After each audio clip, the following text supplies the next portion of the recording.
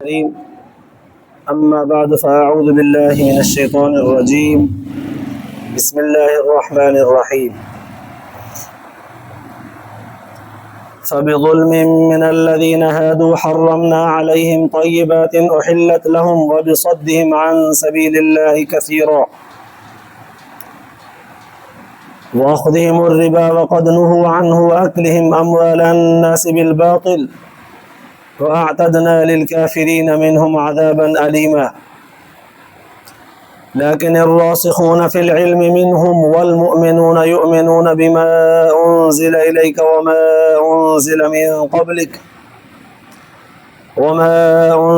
من قبلك والمقيمين الصلاة والمؤتون الزكاة والمؤمنون بالله واليوم الآخر أولئك سنؤتيهم أجرا عظيما. صدق الله العلي العظيم. درود شریف پڑھو. اللهم صل على سيدنا وسندنا وحبيبنا ومولانا محمد النبي الأمي وعلى آله وبارك وسلم عليه بعدد كل معلوم لك دائما أبدا. اللہ تبارک و تعالی جا تواں اساں جے متھاں انا گھنیا کرم ऐं احسان आहिनि जो अल्लाह रब ज़ुल जलाल तव्हां असांखे इशा जी निमाज़ बा जमात नसीब फरमाई ऐं उन खां पोइ क़ुर पाक जे हिन बाबरकत दर्स क़ुर जे महफ़िल में विहण जी तौफ़ीक़ बि इनायत फरमाई। गुज़िरियल आयतुनि में अल्लाह तबारक व तआला यहूदियुनि जे साज़िशुनि ऐं ख़बासतुनि खे बयानु कंदे फरमायो त हिकु ॾींहुं अहिड़ो ज़रूरु ईंदो जो इहे ईमान आणींदा। हिन वक़्तु त मुहम्मद अरबी सल्लल्लाहु अलैहि वसल्लम जे मथां ईमान नथा आणनि, पर जॾहिं ईसा अलैहिस्सलाम ईंदो त अहिड़ो माहौल पैदा थी पवंदो जो यहूदी ईमान आणींदा, पर उन वक़्तु हुननि जे ईमान जी ज़रूरत कान हूंदी, उन वक़्तु इन जी हैसियत कान हूंदी, क़बूल न हूंदो। ॿियो ख़ुलासो इहो हो त ईसा अलैहिस्सलातु वस्सलाम जे वफ़ात खां पहिरियां जेकॾहिं ईमान आणे विया, माना पंहिंजे वफ़ात वक़्तु मौत वक़्तु न, पंहिंजे मौत वक़्तु जेकॾहिं ईमान आणींदा त उहो बि क़बूल कोन्हे। ईसा अलैहिस्सलाम जे मथां जेकॾहिं ईमान आंदऊं आख़िर ज़माने में त पोइ उन्हनि जो ईमान क़बूल हूंदो ऐं हिननि खां उहा ॻाल्हि विसरी वेंदी जिन ॻाल्हियुनि जे करे ही तासुब कंदा हुआ, जिन ॻाल्हियुनि जे करे ही नफ़रत कंदा हुआ हुज़ूर सल्लल्लाहु अलैहि वसल्लम जन खां, पोइ चवंदा त क़ुर पाक जूं ॻाल्हियूं सही आहिनि, हुज़ूर सल्लल्लाहु अलैहि वसल्लम जन जो फ़रमान बि सही आहे, सचो आहे। पोइ इन जी निस्बत सां अॼोकिन आयतुनि में अल्लाह तबारक व तआला यहूदियुनि जे उन्हनि सरकशनि खे बि बयानु फरमायो आहे जिन सरकशुनि हरकतुनि जे करे उन्हनि जे मथां हलाल शयूं बि हराम थी वियूं। मसलन अल्लाह तबारक व तआला फरमायो फबिज़ुल्मिन मिनल्लज़ीना हादू हर्रमना अलैहिम तय्यिबातिन उहिल्लत लहुम। यहूदियुनि जे ज़ुल्म जे करे ई उन्हनि जे मथां हराम कयूं वियूं उहे पाक शयूं जेके हलाल हुयूं हक़ीक़त में। पहिरियां ॿुधायो साईं त उन्हनि जूं हरकतूं कहिड़ियूं हुयूं। अल्लाह ताला फरमायो व बिसद्दिहिम अन सबीलिल्लाहि कसीरा। तौरात जूं उहे आयतूं जिन में अल्लाह तबारक व तआला ईसा अलैहिस्सलातु वस्सलाम खे पैगंबर बनायो, उन जी तस्दीक ऐं बिना पीउ जे पैदा फरमायो, उन में पंहिंजी कारीगरी कुदरत ताक़त उन जो बयानु फरमायो हो, हिननि उन्हनि आयतुनि खे लिकाए छॾियो। ऐं तौरात जूं उहे बि आयतूं जिन आयतुनि में अल्लाह तबारक व तआला मुहम्मद अरबी सल्लल्लाहु अलैहि वसल्लम जन खे पैगंबर बनाईंदो, उन जे हक़ ऐं सचे हुजण जी तस्दीक उन्हनि आयतुनि में बयानु थियल हुई, उन्हनि आयतुनि खे बि हिननि यहूदियुनि लिकाए छॾियो, माण्हुनि जे आॾो बयानु न कयूं। पोइ जॾहिं क़ुर पाक नाज़िल थियो तॾहिं चयूं त तौरात में त अहिड़े क़िस्म जूं ॻाल्हियूं ई कोन्हनि जीअं माण्हू ईमान न आणनि, ऐं माण्हुनि खे इन ई लिकाइण छुपाइण जे करे माण्हुनि खे हिदायत जे रस्ते खां रोकींदा रहिया। चवंदा रहिया त तौरात में अहिड़े क़िस्म जूं आयातूं ई कोन्हनि जिन में तस्दीक थियल हुजे हुज़ूर सल्लल्लाहु अलैहि वसल्लम जी। जीअं माण्हू ईमान न आणनि, अलाह जी फरमाए थो पहिरीं हरकत हिननि जी वबिसद्दिहिम अन सबीलिल्लाहि कसीरा, इहो ज़ुल्म हो हिननि जो, माण्हुनि खे हक़ जे राह ते दीन जे रस्ते ते अचण खां रोकींदा रहिया। इहा हिकिड़ी साज़िश हुननि जी। ॿी वाख़ुदिहिमुर रिबा वक़द नुहू अन्हु, व्याज खाईंदा हुआ, व्याज वठंदा हुआ। हालांकि उन्हनि खे तौरात जे ज़रिए बि मना कयो वियो त बाबा व्याज हराम आहे। हर नबीअ जे दौर में व्याज हराम हो, तौरात में बि लिखियल हो त व्याज हराम आहे, पर इहे वठंदा हुआ। पोइ उनखे जॾहिं झलियो वियो त छो था वठो, पोइ उन्हनि चयो त हर को माण्हू आज़ादु आहे न, हर कंहिं माण्हू जी पंहिंजी मर्ज़ी आहे, हर को आज़ादु आहे, हर कंहिंजो पंहिंजो पंहिंजो मज़हब आहे, पंहिंजो पंहिंजो तरीक़ो आहे, हर को आज़ादु आहे, अवाम बि आज़ादु आहे, असां बि आज़ादु आहियूं, सभु को आज़ादु आहे। पोइ जॾहिं आज़ादु आहे हर को माण्हू त पंहिंजे मर्ज़ीअ सां, हर को पंहिंजे रज़ा ख़ुशीअ सां थो करे, भले करे।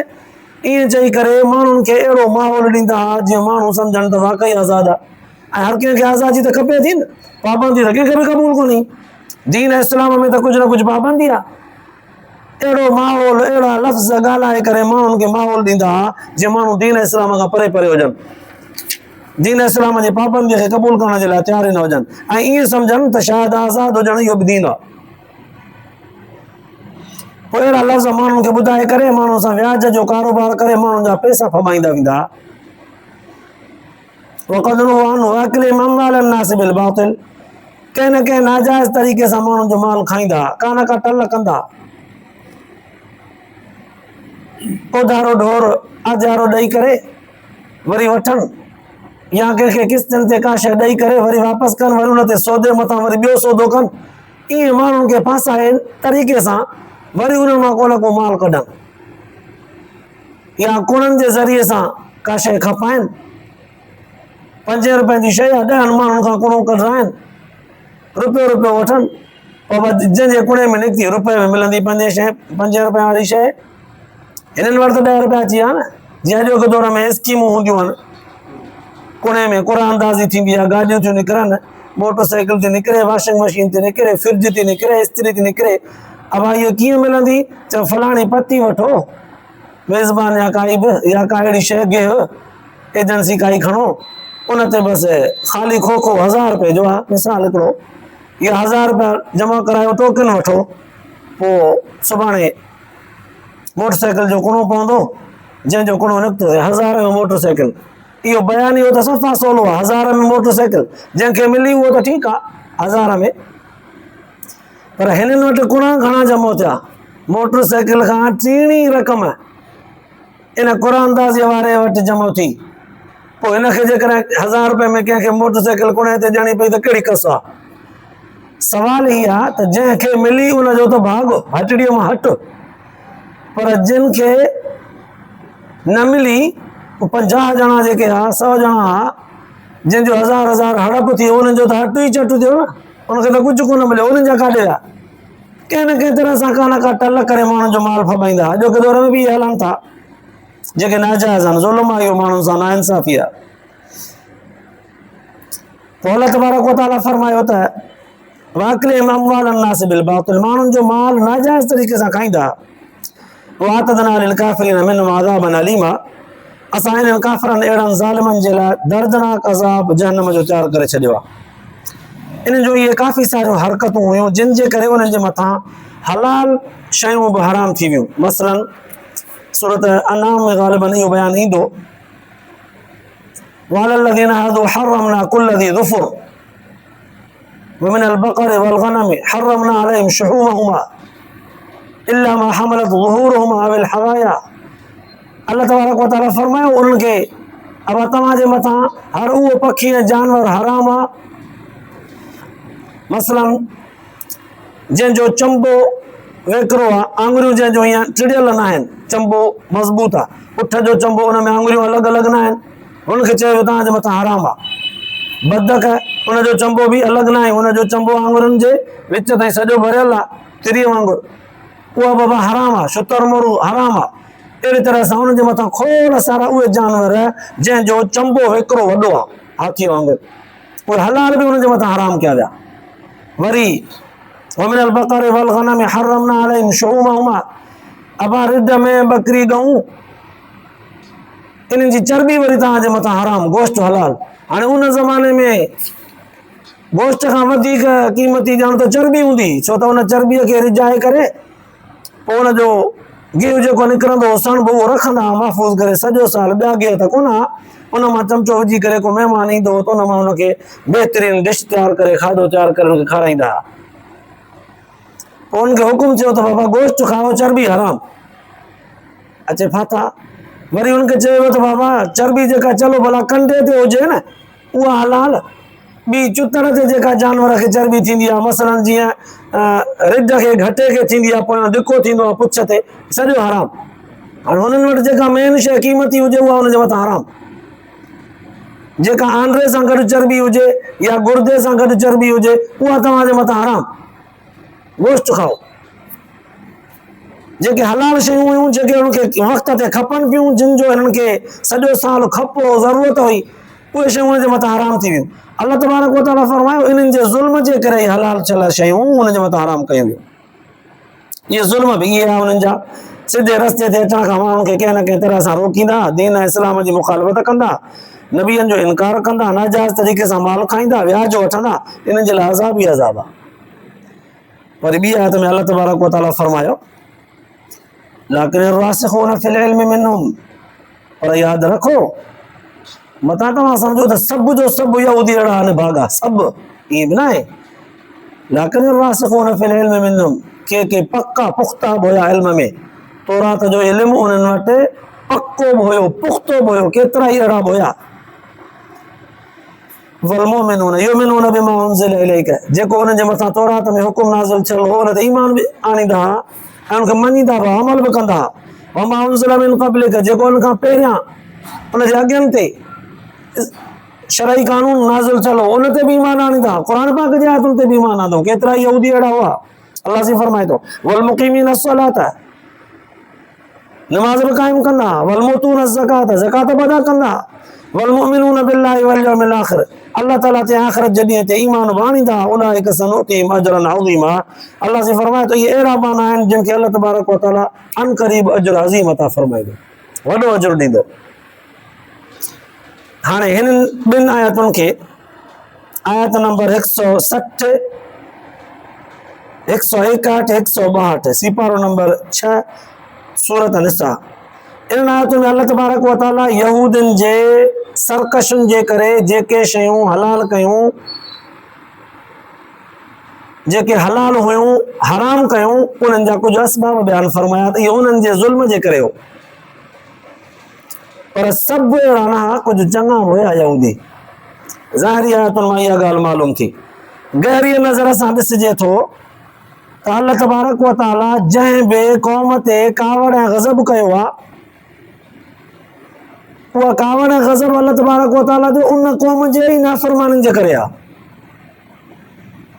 ऐं ॿियो उन ई क़ौम में जंहिं क़ौम खे सॼी क़ौम खे अल्लाह ताला लानत कई आहे, लान अल्लाहुल यहूद वन नसारा, यहूदियुनि ऐं नसारनि ते अल्लाह ताला लानत कई, क़ौम सॼे जो नालो वरितो त ख़दशो पैदा थिए पियो त शायदि इहा सॼी जो सॼी क़ौम ने भागी हुई। पर अल्लाह तबारक व तआला चिटो करे छॾियो त असांजे हुक्म में सभु रिढूं बूथकारियूं न आहिनि, कुझु जेके चङा आहिनि उन्हनि जी तारीफ़ बि करे छॾीसीं त जीअं इन्हनि नाफ़रमाननि जे विच में चङा ताबेदार नेकोकार जेके हुजनि उहे बि हरभरू माण्हुनि जे नज़र में लानती न बणिजनि, उन्हनि जो वरी अजर अज़ीम बि असां वटि आहे।